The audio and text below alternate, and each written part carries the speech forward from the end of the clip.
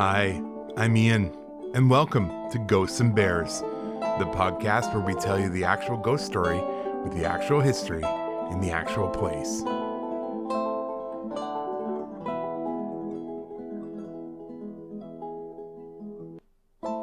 In episode 11 of Ghosts and Bears, we're off to the Empress Hotel, which has more stories than probably any other building in Victoria. And we're going to hear some of those ghost stories on this episode of Ghosts and Bears.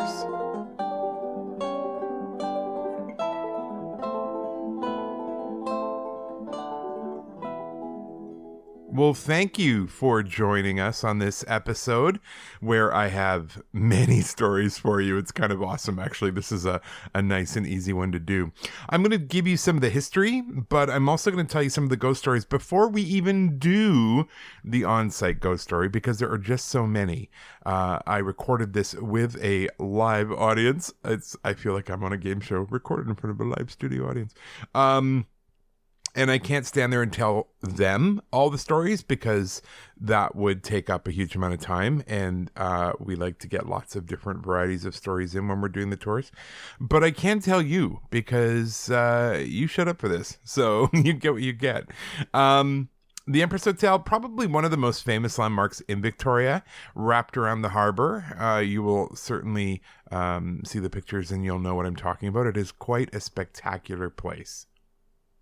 The Empress was constructed between 1904 and 1908, and it was part of a chain of hotels built by the Canadian Pacific Railway to encourage tourism across Canada. It was also part of the steamship line. Other hotels that are like it, which are also equally as famous, Banff Springs Hotel, Chateau Frontenac in Old Quebec City, the Royal York in Toronto.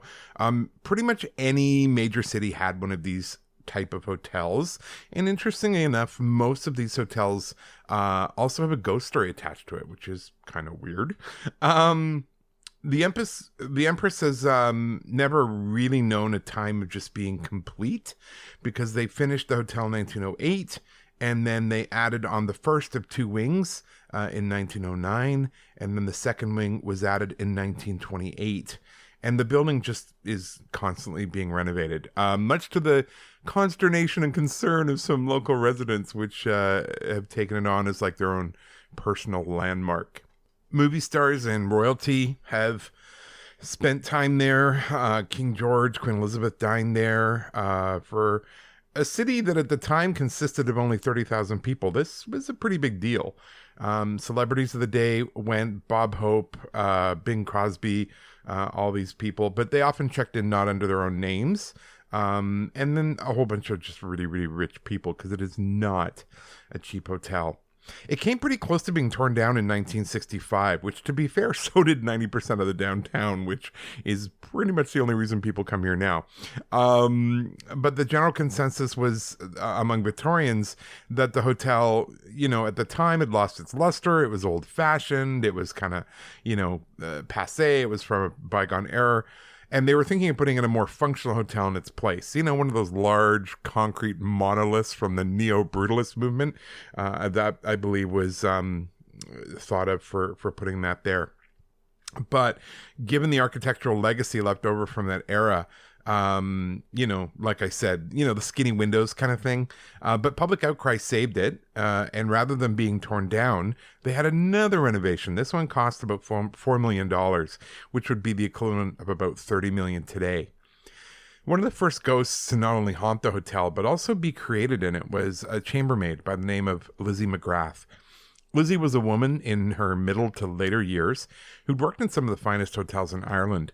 And when she saw the 1908 advertisement for this new hotel in Canada, she felt like she needed to become a part of it. Well, little did she know she'd be pretty much a permanent fixture. The advertisement called for staff at the Empress Hotel, said they were looking for the best of the best.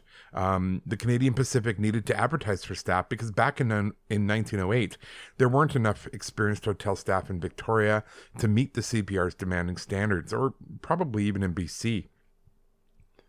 The staff were recruited and eventually arrived from all over the Commonwealth to work in what was imagined to be the most magnificent hotel. Lizzie would have packed up her bags and headed for a ship that took her over to Canada from Ireland. She would have shown up in Montreal, boarded a train, and headed out to British Columbia. Days and days and days later on the train, she would have boarded another ship, which would take her to the inner harbor, and that's when she would have had her first view of the Empress. She was brought on as staff and given a room on the 6th floor of the hotel, which in the old days was where all the staff stayed. Now they're rooms, but at the time, that's what they were. By all accounts, Lizzie was quite happy in her job. She enjoyed being in the Grand Hotel, working in the tea room. She loved living in Victoria, and she loved being able to look out her window on the 6th floor towards the inner harbor. And I think Lizzie must have really felt like leaving Ireland was the right choice. She really felt like she'd found a place where she belonged.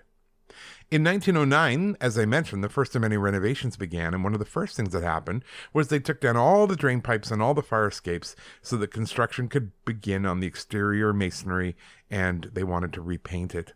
Now, if this, of course, had occurred now, there would have been warning signs, they would have put up wood barring the door and all those good things. But this was not modern times. This was 1909. And so, of course, for our poor friend Lizzie, there were no such precautions taken.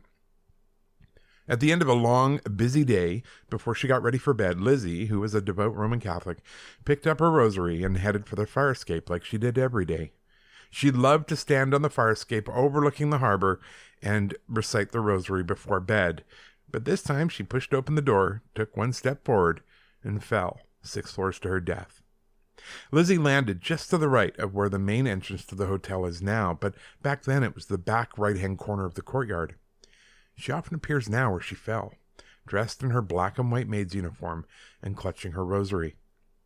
Lizzie rushes from that corner and into the wall of what is now the entrance area, and people have said they've seen her lying there on the ground where she fell, quite content, quiet, and at peace. Sometimes Lizzie is seen going about her duties, or up on the 6th floor.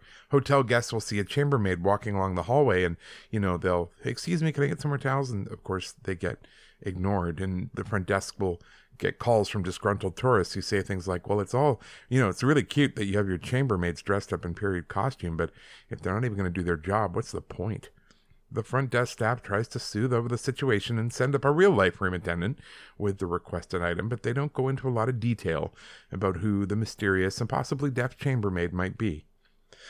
By all accounts, Lizzie is at peace. She smiles at people, she inclines her head, and it's nice to think that a chambermaid from 1909, who could easily have been forgotten, is still remembered and is still part of this hotel.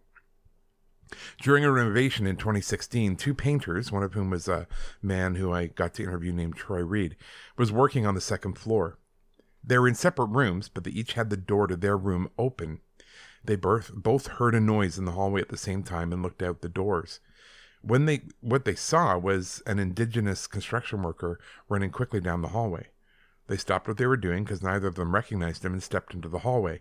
They were concerned because, you don't want construction workers running down a hall because what are they running from?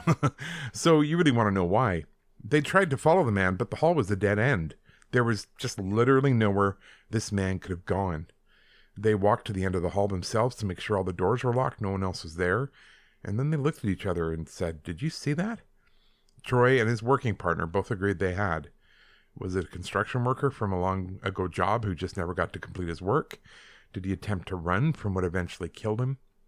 Troy later discovered that it was indeed the spirit of an indigenous worker, one who had been killed in a renovation back in the 1970s on the same floor they'd been working on when he fell out of a window that he'd been trying to repair.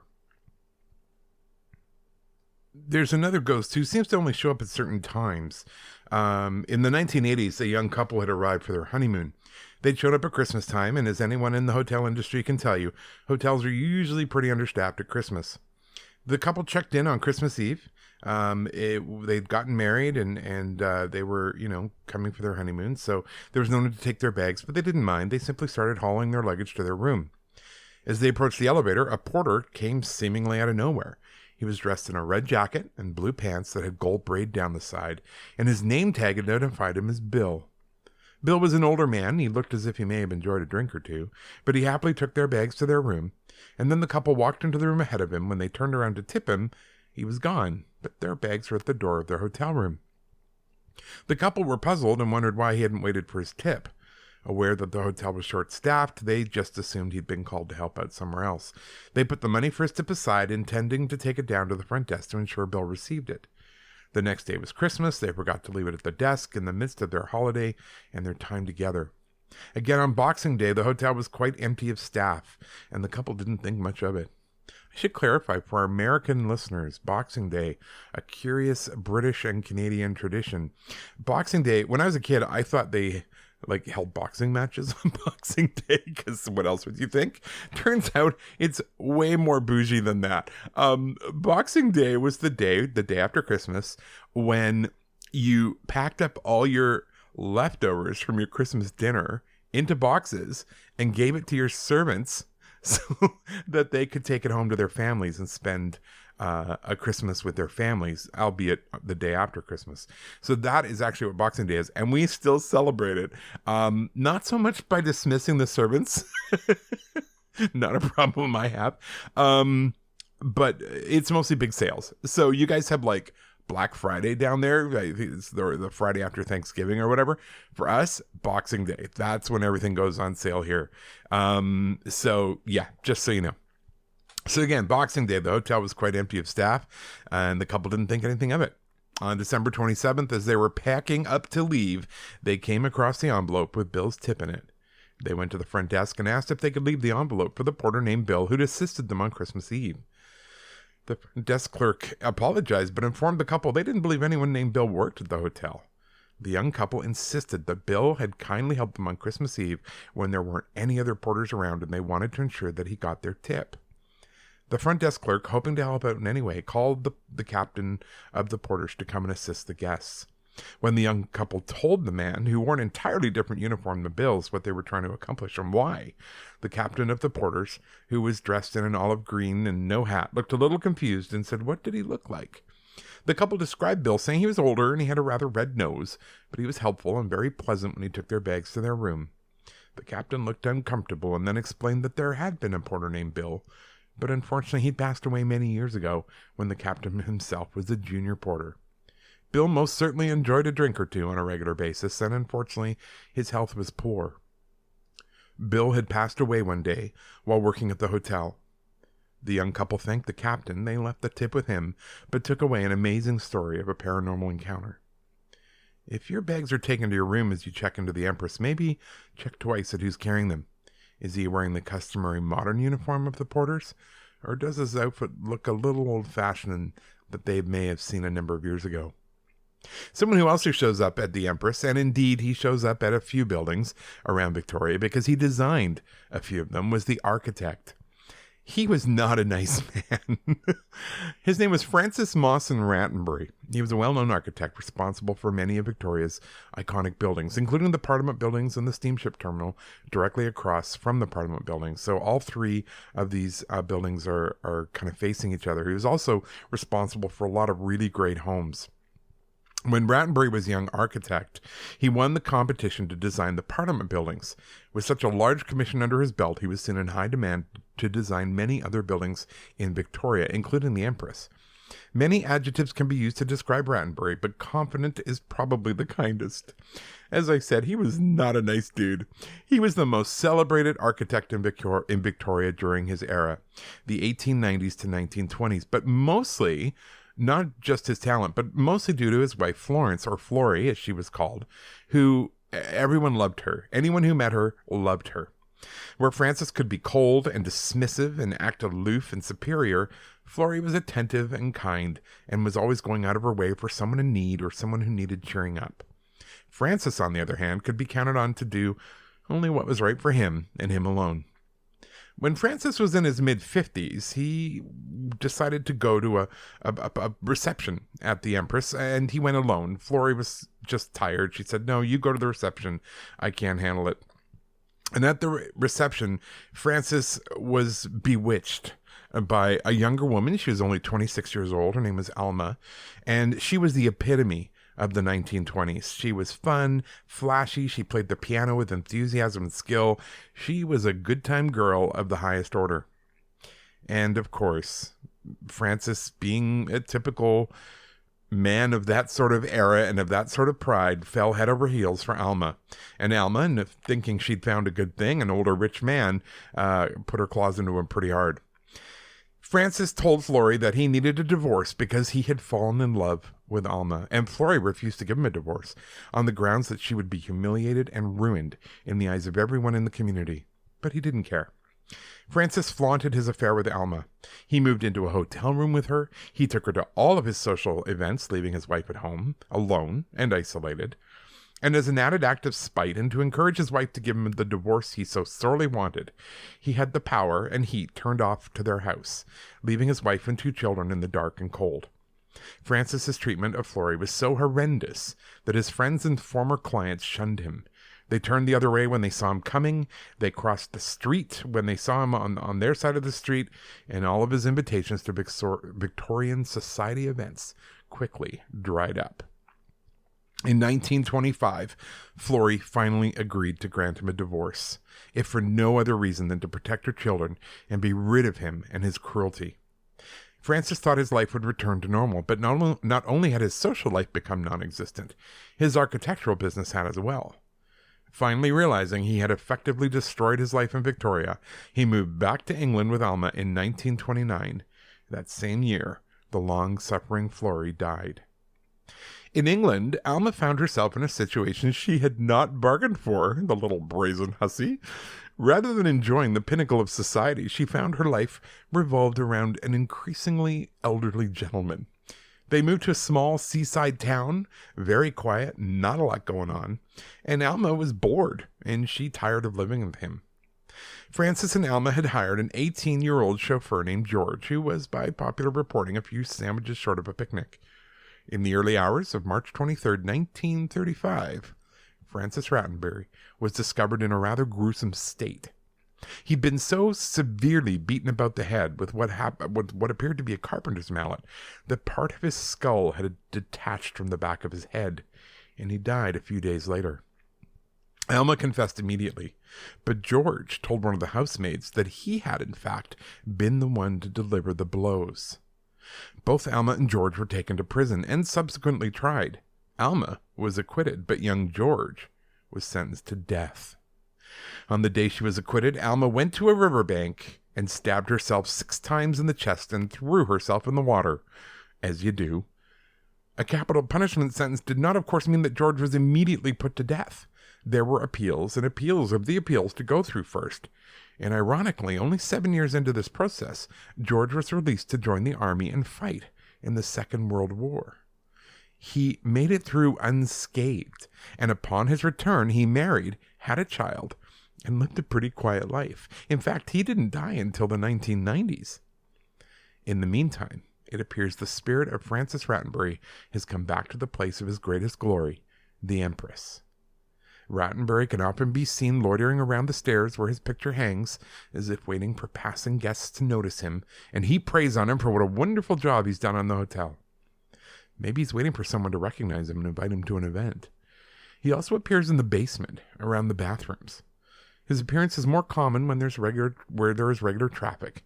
You might suppose he's interested in speaking to people, but as soon as you look at him and try to speak, he disappears, or walks into a wall where once there was a door. The sheer number of ghosts who have remained at the Empress says a great deal about its beauty and style and ability to build loyalty. And if you're privileged enough to stay within its walls, you should keep your eyes and ears open, because you may have a chance to interact with more than just the employees still on the payroll or your fellow guests. I have to give you a caveat, which I will tell you after we play the story time for you, because I had one of my Ghost Walk people come up and tell me her own story after going on the Ghost Walk a few years ago with her friend who happened to be staying on the 6th floor of the tower. And that's going to mean a little more after you hear the story time coming up next.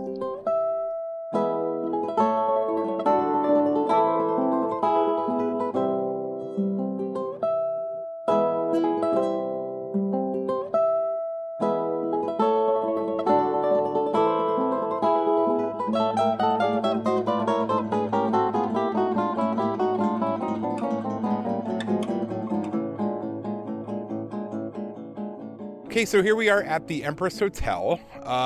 The Empress was a pretty big deal back in the day, still kind of is. The Empress was the result of the railroad. The Canadian Pacific Railway, built beautiful all the way across Canada. No one had absolutely any reason to go on it. And so the railroad company figured, hey, if we build hotels of a high quality caliber of service and food and places to stay, maybe people will start to explore their own country kind of thing. And that's exactly what happened. They built these in all the major cities and the pretty parts, right? Banff Springs Hotel, Chateau Lake Louise, that kind of thing. And they were a big success. They really kind of were the birth of Canadian tourism back in the early 1900s. This one was exceptionally popular, partly because of, overlooking the lovely harbor, but also the weather here is so much milder than other parts of Canada, so you could come here and enjoy it for a little while longer. Because of that, they added on to it over the years, and in 1929, they added the tower right behind us here. Now, as you know, 1929 would not have been a great time to add on to your luxury hotel because, of course, the Great Depression started, all the money went nowhere, and people weren't really traveling a whole lot. But as a result of that, they decided to do the 6 floors of the tower. They ran an elevator up those first 6 floors where you can see where the brick is. But the top 2 and a bit floors, they left open just for storage. There's a group of young men who had been hired. This is in the 1960s now. And they'd been hired to come in and move stuff from the other parts of the hotel and put it into storage in the upper levels because they were doing a reno on the hotel. These guys were working away, and they would have to take the elevator up the 6 floors, come out, and then hoof whatever they were taking up the 2 flights of stairs into the storage. But the guy in charge, the foreman, noticed they weren't exactly, jumping off the elevator and zipping up the stairs. They were waiting until there was at least one other person to go with. And, time is money. So he said to them, hey, guys, what's going on? And the guys sort of all looked at each other and looked at the ground, and no one wanted to say anything. And finally, one of the guys said, it's creepy. And the foreman said, you know what? That's ridiculous. Here's what's going to happen. I'm going to go upstairs. I'm going to sit down on one of the couches. I'm going to spend my entire lunch hour up there in the dark. And when nothing happens, I expect you guys to get off the elevator and go straight upstairs. Do we all understand each other? Yeah. Everyone, yeah, no problem. So that's what he did. He went up, turned off all the lights, walked to the middle of the tower, flung his arms out and said, come and get me. And nothing happened. So he sat down on the couch, grabbed his lunch, and he started to eat his lunch.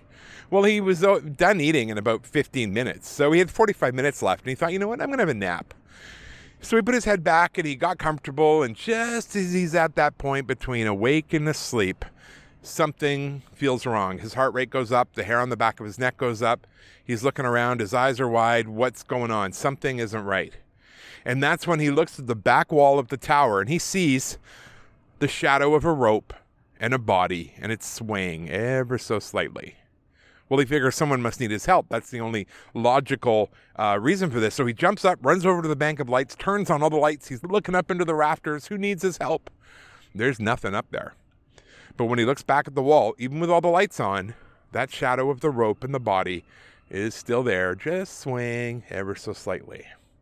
Well, that's it for him. He pretty much does what I would have done. He heads down to the boss's office, drops the keys, and goes, see ya, I'm out. And he quits. He leaves. He's not having any of this.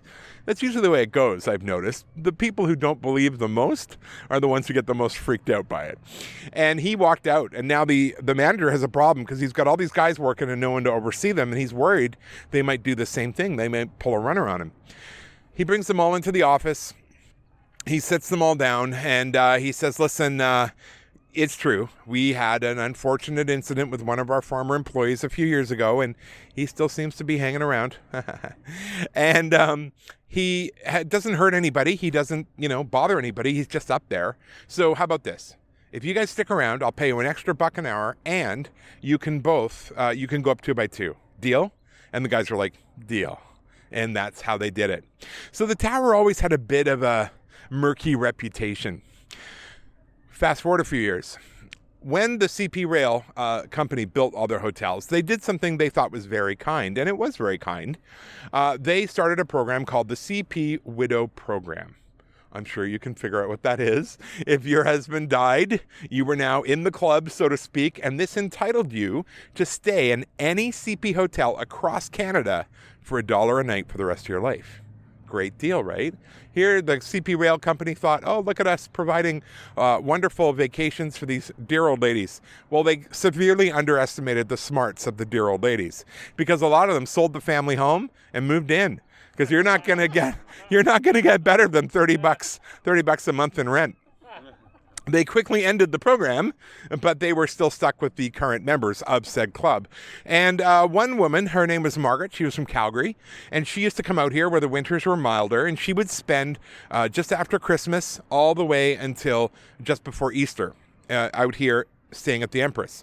She was a woman of routine. She liked her routine, and so she always stayed on the 6th floor of the tower in the same room. And she did this for almost 22 years. She even had the same routine during her day. She'd come down for high tea at lunchtime, 1 o'clock. It was cheaper then. And then she'd come back down around 7 o'clock, and she would have a small bowl of soup or some toast or something like that. Until one day she didn't. And the staff noticed, and the manager called up to her room, and there was no answer. And so he went up to the room with his passkey, knocked on the door, no answer. And with a heavy heart, he unlocked the door and he opened it. And sure enough, poor Margaret had passed away in her sleep in her bed, which sounds very sad, but compared to a lot of the other ghosts that we're going to talk about, shouldn't have it too bad. So don't feel too bad. So when someone dies in a hotel room, they never use that room again, right? No, they do. I used to work in a hotel, and we had kind of a set pattern for this. What we would do is we would take the body out the back of the hotel, spray around some Febreze, change the sheets, and welcome the next guest to their room for the night. I mean, a hotel can't afford to just not use a room. And to be honest with you, most of the time, it's not a big deal. The only time it becomes a big deal is when that person who's died doesn't know they're dead. And that seems to be what happened with poor old Margaret, who died in her sleep. She did not realize she was gone. So things started to get a little uncomfortable in that room. People would notice things like the window would be open or it would be closed when they left it the other way. The TV would malfunction. It wouldn't stay on the same channel, or sometimes it would go off altogether. Sometimes it would turn on by itself. And people who are more sensitive to these things would generally feel uncomfortable in there. And so there was a lot of times people would check into the room and then they'd ask for a different room. Most of the time it was fine, but it really kind of came to a bit more of a crisis point. In the space of 1 month, they had 2 instances that went on. One was a family had come out for the week, and they had settled into their room. They unpacked all their clothes. They hung their stuff up in the closet. They went out for the day, and when they came back, all their stuff was neatly packed, and their bags were placed by the door. Okay, someone's trying to tell me something. The other was a couple had come out later on in the month. They come out for the weekend. They were very excited to be here. They went out for dinner. They came back to the hotel. They just wanted to get to sleep. It had been a long day. So as they came into their room, they got into bed. They turned off the lights. And when they turned off the lights, they started to hear a shuffling sound. And it went across the floor to the bathroom where the light flicked on. And they looked at each other like, did you see that? The toilet flushed. The light flicked off, and then the shuffling started up again, but this time towards the bed. And something very cold, but very invisible, climbed into the bed with them. It was at that point they decided to finish the night off somewhere else. That was the end result of that. And at that point, it became an economic problem for the hotel, because now they have to clean 2 rooms, but they're only getting paid for 1. The hotel's big enough, so they said, you know what? We're just not going to rent that room out anymore. It will become what hotels call the unrentable room. And that's exactly what happened. For many years, it remained vacant. They would clean it every once in a while, but other than that, no one stayed in it. It just wasn't worth it. Until we fast forward to the 1980s. A new owner has bought the hotel. They're very excited. They're being taken around by the manager, being shown their new purchase. Well, they get to the tower, and the new owner, he gets up to the top floors of the tower and he goes, are you kidding me? You're using the best views of the inner harbor as storage? No. We're not doing that. We're going to turn these into the gold suites, and people are going to pay a lot of money to stay in these rooms. But one problem. No one's hoofing up to their bags 2 flights of stairs for gold suite money, right? So the owner said, you know what? We just need to put in a small boutique elevator. That's all we need to do. And that was the plan. They were going to put it in, and it would just service those 2 floors. So the very happy and relieved manager said, oh, I know exactly which room to do that in. And they did. They took the unrentable room, they gutted it, and they stuck in this small boutique elevator. So problem solved, right? Not quite. Imagine you're in your room on the 6th floor. You're getting ready to go to sleep. It's quite late. And then suddenly you hear a knocking on your door. You go to the peephole, and there's a little old lady, blue bathrobe, curly white hair, and she's kind of wringing her hands. And you, of course, are going to open it. She's a little old lady. So you open the door, you're hit with a blast of cold air, and she looks up at you and she says, I'm so sorry. I'm so very sorry, but I can't seem to find my room. I don't know how this has happened. Could you help me find my room? Of course, you're not going to say no. It's an old lady, and the poor dear is obviously confused. So you head out into the hallway. She's shuffling along behind you. You check with her, what's your room number? She tells you the room number. She keeps apologizing. I'm so sorry. But you're only half listening because you're walking down the hall, checking off room numbers 608, 607, 605. You turn around to double check the room number with her. There's nobody there. It's just you in a very cold, empty hallway. It's at this point that a lot of people now realize they've left their room key in their room, and they have to go down to the front desk and get another one. And of course, they have to explain to the front desk, I'm not usually this absent-minded. I was, helping this old lady. And the front desk people nod and smile and hand over your new room key because they hear this story all the time. So while they thought they were getting rid of the unrentable room, they accidentally unleashed a ghost on the 6th floor. So not so great. Didn't work out well.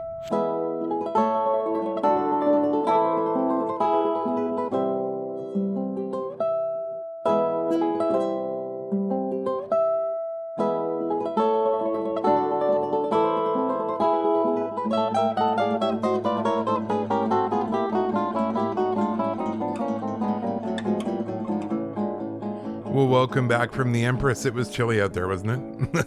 Well, it was for me. We have had a very interesting update on that story, as I was mentioning before, the little on the spot story time. I had told that story, and a woman came up to me afterwards, and she said, I actually had something weird happen to me on the 6th floor of the tower, where, of course, my ears perked right up. I'm like, do tell. Her and her friend had gone on the ghost walk and been freaked out by the particular story because her friend was staying by herself in the room on the 6th floor of the tower. And at the end of the tour, her friend said, so you're going to stay over now? And she's like, oh, no, I'm going home. And no, I'm not staying here by myself. So this woman agreed that she would stay with her friend in her room in the tower on the 6th floor. They had kind of hunkered down and they were going to sleep and they were still feeling a little freaked out, a little scared. And at 3:00 in the morning, somebody hammered on their door and they kind of woke up like you do. And then the hammering happened, bang, bang, bang. And so this woman staggered over to the door, looked through the people. No one was there. She opened the door. There's just nobody in the hall. And she kind of looked around and then she shut the door and she still had her hand on the door handle. And she said to her friend said, who is it? Who's there? What's going on? And she said, there's nobody there. Like, there's nobody there. Like, maybe we heard it on the wall. And as she finished saying that sentence, the door went bang, bang, bang again. And she felt it through the handle. She felt the vibrations of the door. And she pulled the door open immediately before the last knock had almost even finished. There was no one there. So they ended up staying up the whole rest of the night. They did not go back to sleep at all. And she said it was one of the most just freakish nights she has ever had in her whole life. And when they went down the next morning, because they were like checking out at like 6 a.m., as I would be as well, they had told the front desk clerk, they said, was there a wake-up call or was something going on? And the clerk looked in the ledger and she said, no, nothing. Like, we didn't have anything to do with your room last night. So her and her friend kind of looked at each other like, well, at least we know who it was. So she's still up there looking for help to find her room. And I guess she was a little more annoyed than usual that night. So it's a very interesting hotel. I don't know why that design of hotel in particular seems to hold on to energy in a tighter way. But almost every single one of those hotels that we have across Canada has its own ghost story. A little caveat for the Empress: it was bought a few years ago, and the new owners, I guess, decided to sort of play down the history, do away with the old style stuff. They didn't really want it. There was a woman who used to dress up in period costume and give historical tours of the hotel. They fired her. They got rid of a lot of the old standby rooms and bars, and they renovated them and made them all hip and modern. So I guess they're trying to take it in a different way. So if you ask about ghosts at the hotel, there aren't any, right? Like, that's the official word. There are none. It's all made up. It's all garbage. People will believe anything. But it just goes to show you that history really is kept by those who kind of own the show. They get to decide what is passed on and what isn't. So while some hotels or restaurants or bars or whatever will 100% lean in to that history that they have, there are others who just want to distance themselves from it. And you know what? I can see both sides. Like, for some places, if you're playing up your haunted history, well, you're going to attract a certain number of guests, but you're also going to keep some away. So I do understand where that comes from. It's too bad, because I think there's a really cool level of history there, but I also understand why. For those of you who've been listening, we did get our building. So Jason and I are slumlords. No, like I said, it's a nice building. I shouldn't say that. We're just totally new at this. We don't know what we're doing. So it's going to be really a big adventure. And it's an old building. The top half is older than the newer part. So, well, newer, 1976. The top half is from the 40s. So maybe there's some ghost stories there. So we'll have to find out, because I'm very curious. It's very close to the ocean in the north part of the island, and I have found that places near large bodies of water, especially saltwater, seem to have more going on than some others. That is our story for this episode. I hope you have enjoyed it. The Empress is, usually one of our first stops on the Ghost Walk. In almost every single one of our tours, we do an Empress story, because there are just so many of them. So it's a pretty cool place. I want to thank everyone for helping us out and sponsoring us, all of our Buy Me a Coffee buyers. You too can be added to the hallowed list that is the buymeacoffee.com/Ghosts and Bears club.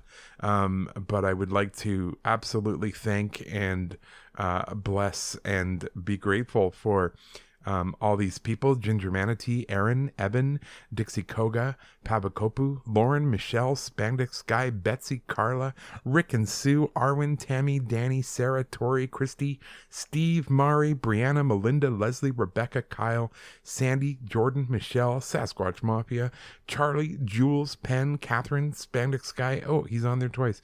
Haunted History, Greg, Carolyn, David. And I should say, we're going to be doing some upcoming stuff with our friends at Haunted History, Gina and Victoria. They're going to be on an upcoming episode, because as we get closer to my new book coming out, Vancouver's Most Haunted, we're going to be covering some more Vancouver stories. So we're going to go over there and record with some of our friends over there. Also, with Lisa Hammerly, who actually wrote a little section of the book. She wrote part of one of the chapters of the book of her experiences. So she's going to be on there as well. So that's going to be really, really cool, that we get to talk to some people who contributed. Haunted History did as well. They were so kind and shared their experience in one of the theaters. So it's going to be really neat to be able to talk to both those friends and get their side of the story. So those will be in upcoming episodes soon. I did get my hands on the physical book. So exciting.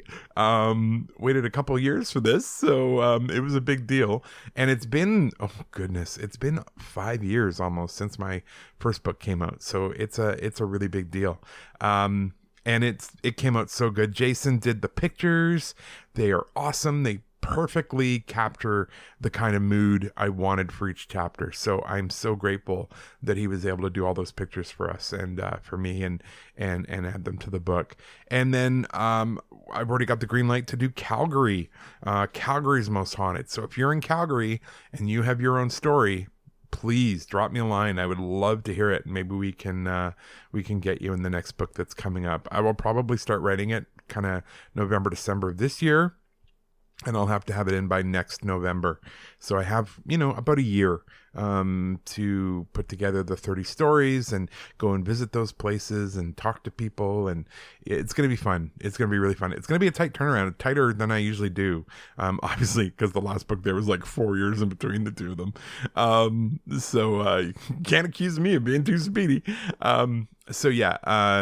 That's going to happen pretty soon. So that book comes out on Amazon. I see it's already up for pre-order. Vancouver's Most Haunted, and I'll be doing some interviews for that as well. I believe I've got one coming up with Jim Harold pretty soon. So that will be really great, and it'll be fun to talk about that book because I learned a lot. I didn't know a lot about Vancouver before I started writing it, so I actually learned a lot.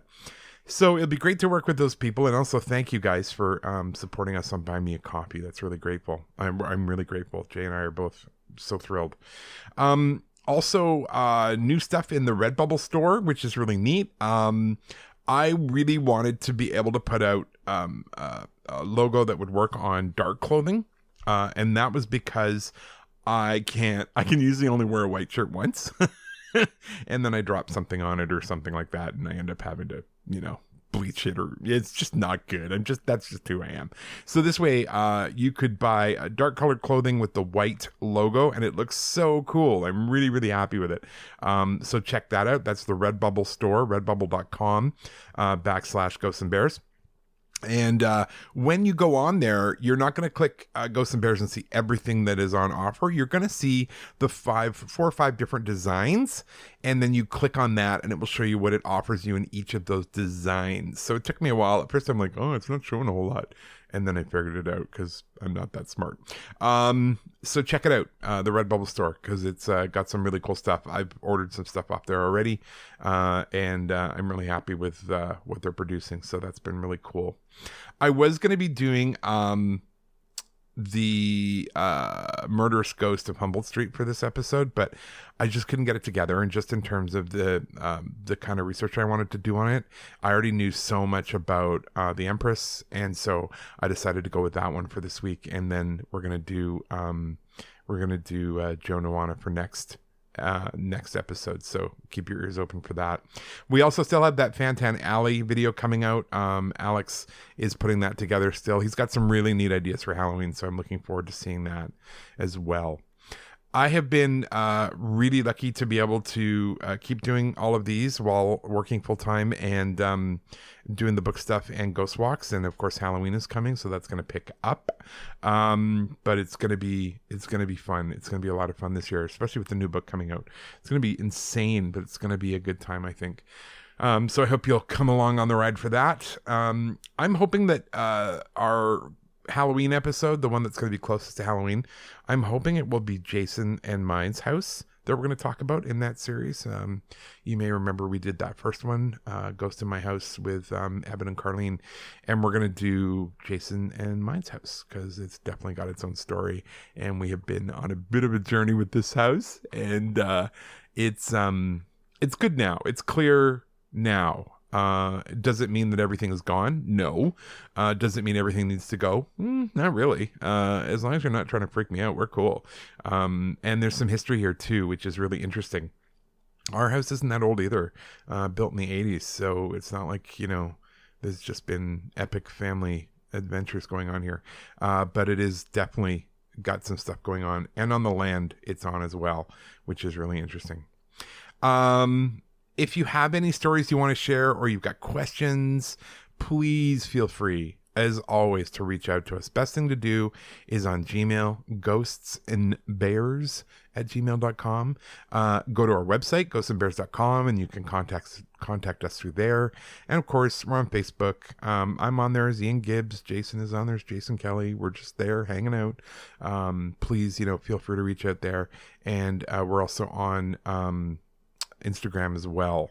So yeah, just drop us a line. We'd love to hear from you. Those of you who have been writing in, thank you. It's been great to hear from you and really cool to hear your stories as well. I've already had a couple from Calgary get in touch, which has been awesome, and I would love to hear more.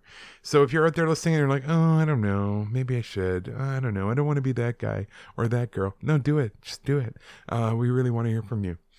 People seem to really enjoy that episode. Speaking of, I asked for feedback on the Ghost in My House, and people seem to really enjoy it. Part of that is Evan and Carlene are just so awesome, so they're pretty easy to love. But they also have a really great story, that just sort of slow burn of a very interesting ghost who's hanging out with them.